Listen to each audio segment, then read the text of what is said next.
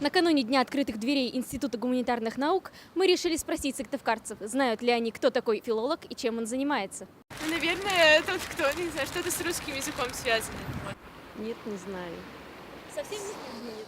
Филолог, да? Филологический, не знаю.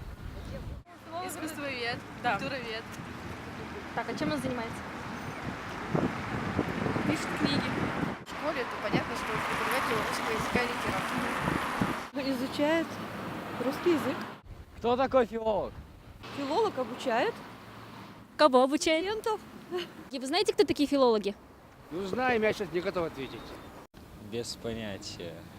Филолог – это человек, который учит язык и учит остальных этому языку. Должен знать литературу, русский язык, грамматику русского языка. Занимается, наверное, изучением русского языка, русской культуры. Ну, как бы, там, части речи, наверное, что по русскому языку делать. Нет? Да? И все. Изучает как бы русский язык, грамматику. Человек, который изучает русский язык. Знаток своего дела.